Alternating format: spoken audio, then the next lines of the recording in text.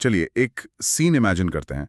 एकदम सुबह का टाइम है, चारों तरफ हरे भरे खेत फैले हुए हैं। हाँ, एक टिपिकल गांव का माहौल। बिल्कुल। और उन खेतों के बीच एक बहुत ही आम सा दिखने वाला इंसान खड़ा है। उसके हाथ में कुछ बहुत पुरानी धूल खाई हुई फाइलें हैं। जो पहली नजर में देखने पर शायद किसी किसान की आम दिनचर्या का हिस्सा लगे। राइट, बिल्कुल। लेकिन असलियत में ये कोई आम दिन नहीं है, और ये कोई सिनेमा का सुपर हीरो भी नहीं है जो दुनिया बचाने निकला हो। सही कहा।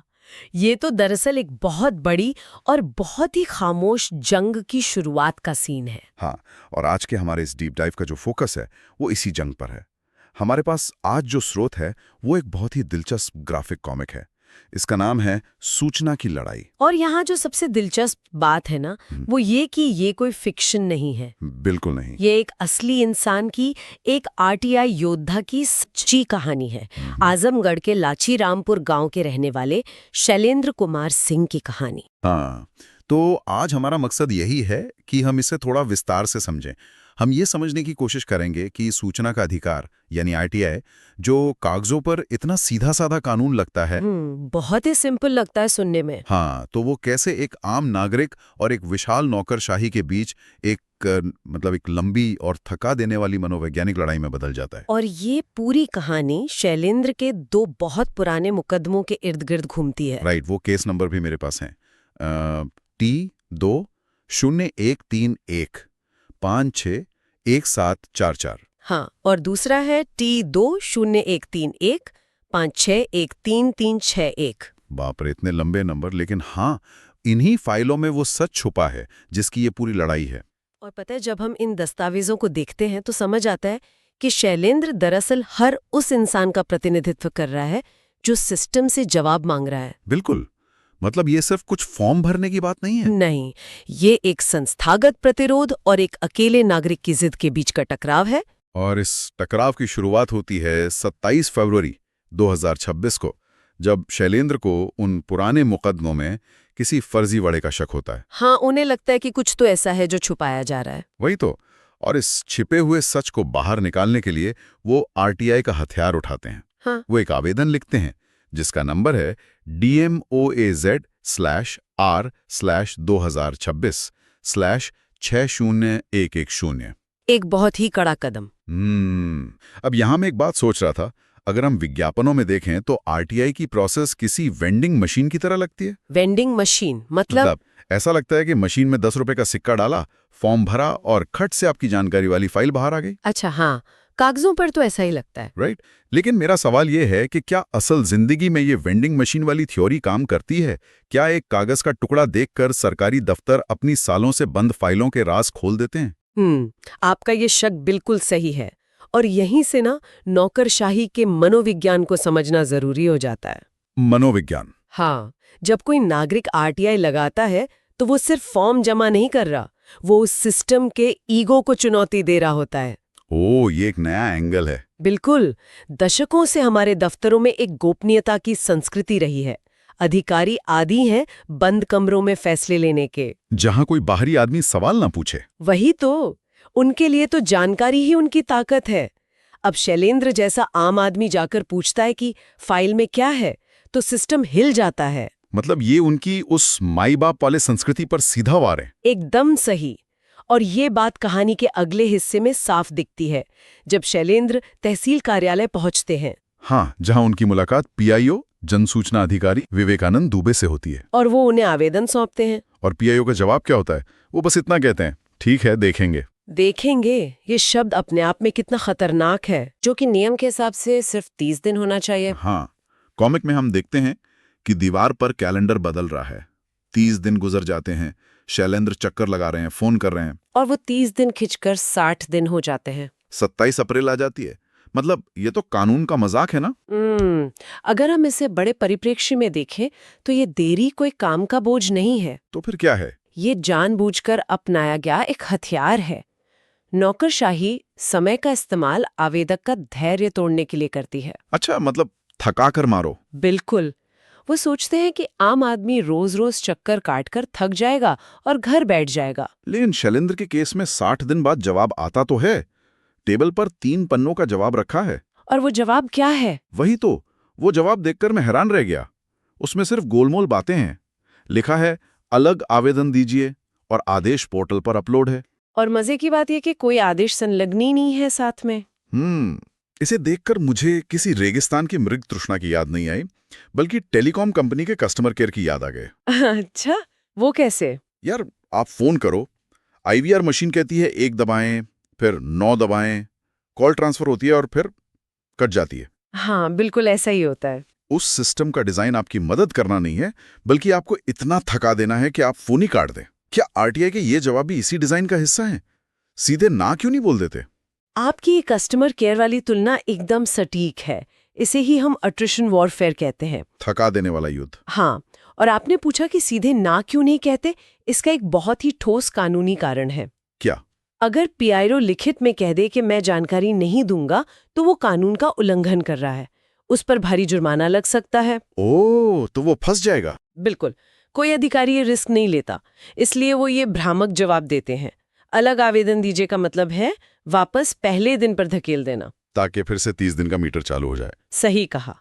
वो तकनीकी उलझनों का ऐसा चक्रव्यूह बनाते हैं कि इंसान हिम्मत हार जाए। लेकिन यार, उन्होंने शैलेंद्र को पहचानने में बहुत बड़ी गलती कर दी। वो 1 दबाएं 9 दबाएं सुनकर फोन काटने वालों में से नहीं है। बिल्कुल नहीं, और यहीं से कहानी पलटती है। हाँ, शैलेंद्र हार मानने से साफ मना कर देते हैं। वो कहते हैं अब प्रथम अपील होगी, और वो एसडीएम सदर नरेंद्र कुमार गंगवार को एक बहुत ही तगड़ी अपील लिखते हैं। और ये अपील सिर्फ एक शिकायत नहीं है। एकदम नहीं, इसमें शैलेंद्र सीधा कानूनी प्रहार करते हैं। वो आरटीआई कानून की धारा 7(6) का तो जिक्र करते ही हैं, लेकिन साथ में भारतीय न्याय संहिता यानी बीएनएस की धारा 198 और 222 का भी खुला उल्लेख करते हैं, जो कि एक बहुत बड़ा कदम है। मुझे यहाँ थोड़ा समझना है। जब एक आम आदमी किसी एसडीएम जैसे बड़े अधिकारी को बीएनएस की आपराधिक धाराओं की चेतावनी देता है, तो क्या अधिकारी सच में डरते हैं या फिर इसे कागजी गीदड़ भभकी मानकर और चिढ़ जाते हैं? ये एक बहुत ही महत्वपूर्ण सवाल है। इसे समझने के लिए हमें इन धाराओं को समझना होगा। हाँ, बताइए। तो पहले आरटीआई की धारा 7(6) ये कहती है कि तय समय के बाद जानकारी मुफ्त में मिल देनी होगी। ठीक है, ये तो नॉर्मल बात हो गई। लेकिन बीएनएस की धारा 198 जो पहले आईपीसी में होती थी, ये तब लगती है जब कोई लोकसेवक जानबूझकर ऐसा काम करे जिससे किसी को नुकसान हो, और धारा 222 भी कानूनी दायित्वों के उल्लंघन से जुड़ी है। बाप रे, मतलब सीधा क्रिमिनल ऑफेंस? बिल्कुल।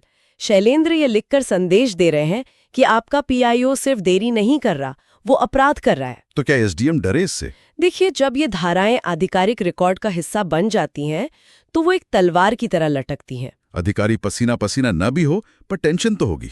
हाँ, उनकी डिफ़ॉल्ट सेटिंग बदल जाती है, वो रक्षात्मक हो जाते हैं। अगर मामला अदालत गया तो ये कागज उनकी नौकरी खा सकता है। मतलब मामला अब हल्के में नहीं लिया जा सकता। अब ये दिमागी शतरंज का खेल बन गया है। बिल्कुल। लेकिन क्या इसके बाद सिस्टम घुटने टेक देता है? नहीं, फिर से वही पुराना हथियार, इंतजार। हाँ, 14 दिन और निकल जाते हैं। कॉमिक में घड़ी की सुइयां तेजी से घूम रही हैं। शैलेंद्र अपने फोन को देख रहे हैं, कोई मैसेज नहीं, कोई कॉल नहीं, एकदम सन्नाटा। ये इंतजार सबसे ज्यादा मानसिक प्रताड़ना वाला होता है। सच में। फिर 11 मई को शैलेंद्र एक रिमाइंडर लिखते हैं और सीधा अल्टीमेटम देते हैं कि अब राज्य सूचना आयोग जाएंगे। रात के अंधेरे वाला वो सीन याद है? टेबल पर फाइलें हैं और मोबाइल की स्क्रीन पर वो नंबर 8418085139। बहुत ही इंटेंस सीन था वो। यहाँ शैलेंद्र का एक डायलॉग है कि सूचना उनके मुकदमों की जिंदगी मौत का सवाल है। हाँ, हम अक्सर सोचते हैं कि न्याय अदालत में मिलता है, लेकिन असल में न्याय की पहली लड़ाई सरकारी दफ्तरों की धूल फांकती फाइलों में लड़ी जाती है। राइट। अगर जानकारी ही नहीं मिलेगी तो कोर्ट में जाके बोलेंगे क्या? बिल्कुल। जानकारी के बिना न्याय की कल्पना भी नहीं हो सकती। ये बहुत ही कड़वी सच्चाई है। और इसके बाद कॉमिक में एक सीन है, वो विशाल डराने वाली तहसील की इमारत, और उसके सामने शैलेंद्र बिल्कुल अकेले खड़े हैं। और वो पीछे हटने को तैयार नहीं है। एकदम नहीं। वो ठान चुके हैं कि न्याय मांगेंगे नहीं, खींच कर निकालेंगे। और यही बात इस कहानी को एक अकेले इंसान से उठाकर एक बड़े सामाजिक आंदोलन का प्रतीक बना देती है। कैसे? जब शैलेंद्र लगातार प्रहार करते हैं, आरटीआई, अपील, बीएनएस की धाराएं, रिमाइंडर, तो वो सिर्फ अपनी फाइल नहीं निकलवा रहे, वो सिस्टम को हिला रहे हैं। हाँ, और आने वाले समय में उस पीआईओ के पास जाने वाले हर आम आदमी के लिए रास्ता थोड़ा आसान कर रहे हैं। अधिकारी को समझ आ रहा है कि हर कोई चुपचाप घर वापस नहीं जाता। और यही सबसे बड़ा संदेश कॉमिक के आखिरी पन्ने पर एक पोस्टर के रूप में दिखता है। बहुत ही पावरफुल पोस्टर है वो। हाँ, शैलेंद्र आरटीआई हवा में उठाए खड़े हैं, लेकिन अब वो अकेले नहीं हैं। उनके पीछे आम लोगों का एक हुजूम है। किसान हैं, बुजुर्ग हैं, महिलाएं हैं। और ऊपर एक लाइन लिखी है, सूचना मांगना अपराध नहीं, चुप रहना अपराध है। चुप रहना अपराध है। बहुत गहरी बात है ये। बिल्कुल। वो जो नौकरशाही का जाल है ना, वो तभी तक काम करता है जब तक आप थक कर चुप हो जाते हैं। अगर आप चुप बैठ गए तो मतलब उनका प्लान सक्सेसफुल हो गया। सही कहा। आपकी खामोशी ही उनकी सबसे बड़ी ढाल है। असली शक्ति सवाल पूछते रहने में है। तो आज हमने देखा कि कैसे आरटीआई नाम का ये सीधा साधा कानून असल जमीन पर महीनों के इंतजार और मानसिक संघर्ष की लड़ाई बन जाता है। शैलेंद्र की कहानी एक बहुत बड़ा आईना है हमारे सिस्टम के लिए। बिल्कुल। लेकिन यहां खत्म करने से पहले मैं एक विचार छोड़ना चाहता हूं, एक ऐसा सवाल जिस पर हम सभी को सोचना चाहिए। आरटीआई इसलिए बना था ताकि सिस्टम में पारदर्शिता आए, एक गरीब को भी ताकत मिले। यही मकसद था। लेकिन जब इसी कानून का इस्तेमाल करने के लिए एक इंसान को महीनों चक्कर काटने पड़े, खुद ही वकीलों की तरह बीएनएस की धाराएं खोजनी पड़े और इतना मानसिक संताप झेलना पड़े, तो क्या सच में ये सिस्टम पारदर्शी है, या फिर क्या ऐसे चालाकी से ऐसे डिजाइन किया गया है कि सच सिर्फ उन्हें ही मिले जिनका धैर्य असीमित है, जो कभी टूटते नहीं। और अगर ऐसा है तो उन लाखों आम लोगों के अधिकारों का क्या, जो अपनी रोजमर्रा की जिंदगी से ही नहीं लड़ पाते? बिल्कुल, जो इस भूल भुलैया में आधी लड़ाई में ही हार मान लेते हैं।